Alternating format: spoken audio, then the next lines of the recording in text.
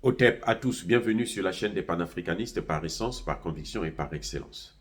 Celle des citoyens kémites par nécessité et obligation de combat.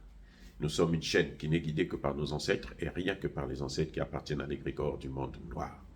Par conséquent, nous ne croyons en aucun Dieu venu de l'étranger. Toutefois, cette vidéo n'est aucunement destinée à inciter à la haine ou à la violence, car nous menons un combat qui est d'abord et avant tout spirituel, intellectuel et démocratique.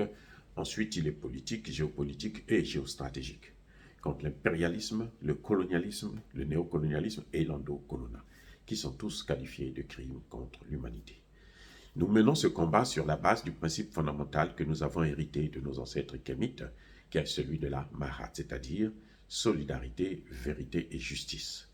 Vous êtes donc en droit de connaître la vérité et nous avons l'obligation de vous dire la vérité, rien que la vérité, afin que justice soit rendue au continent africain. Et ça, c'est notre modeste contribution dans cette noble lutte en faveur de la souveraineté, la dignité, la solidarité et l'unité africaine. C'est exactement ça que nous appelons le panafricanisme.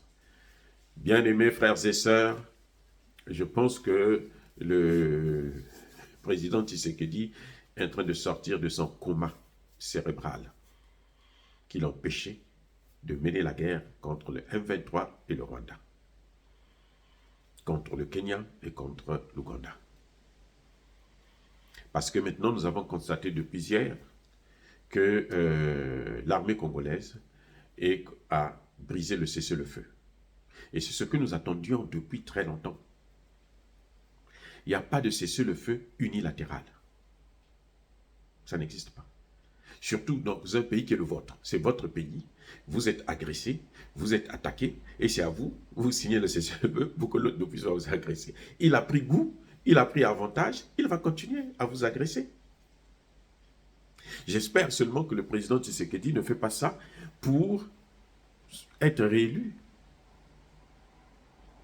Parce qu'il doit aller jusqu'au bout de sa logique.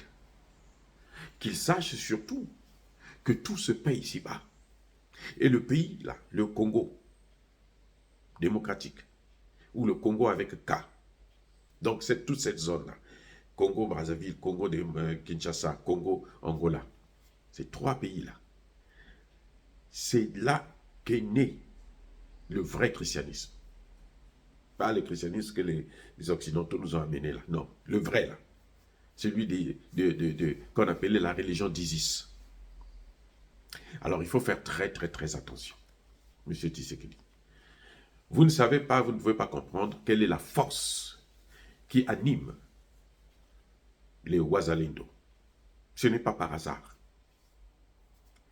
Ça, c'est le Congo profond qui se réveille, qui dit que non, on ne va pas continuer comme ça. Et que vous, si vous vous mettez en porte-à-faux avec eux, vous allez payer le prix cher. Bref, l'armée a commencé à réagir. Et nous espérons qu'ils vont aller plus loin. C'est-à-dire qu'ils vont aller jusqu'à attaquer le Rwanda. Pour arrêter cette guerre définitivement, il faut attaquer le Rwanda. Il faut déplacer la guerre. L'enlever du Congo pour la mener au Rwanda. Comme ça, les Rwandais sauront que, oh, mais on a tué 15 millions de pauvres Congolais. Voici ce que ça donne comme résultat. Voici les pleurs que ça entraîne. L'armée congolaise, là, si elle est bien structurée, si elle est bien organisée, si elle est bien équipée, si le président prend ses responsabilités, cette armée peut envahir le Rwanda en une semaine. Même s'ils ont le soutien des États-Unis. Parce que pour que cette armée congolaise soit très efficace, elle a besoin du soutien de la Russie, de la Chine, de la Corée du Nord, de l'Iran, et même de la Turquie. Voilà les gens qui peuvent l'aider. Mais si c'est en passant par les États-Unis, monsieur, vous allez vous mettre le doigt dans l'œil. Les États-Unis ont déjà fait leur choix. Le Rwanda fait ce qu'il fait parce qu'il a le soutien des États-Unis. Parce qu'ils sont équipés par les États-Unis. Parce qu'ils sont financés par les États-Unis. En dehors de ça, le Rwanda ne pouvait pas le faire. C'est une règle, c'est comme ça. Et les États-Unis, c'est leur pratique de détruire, de déstabiliser les États dans le monde, et notamment en Afrique. Parce qu'ils veulent être les maîtres du monde. Ils se donnent un droit que Dieu ne les leur a pas donnés. Parce que Dieu n'a jamais dit que les États-Unis, c'était le peuple élu. On a dit que c'était les Juifs, non? On est en train de voir aujourd'hui en Palestine que, en fait, ce n'est pas vraiment pas un peuple élu, parce qu'un peuple élu ne peut pas se comporter comme ça. Un peuple élu devait être un peuple qui aime les autres, qui a l'amour du prochain. Bref, on ne va pas rentrer dans ce détail-là, mais je vais tout simplement dire que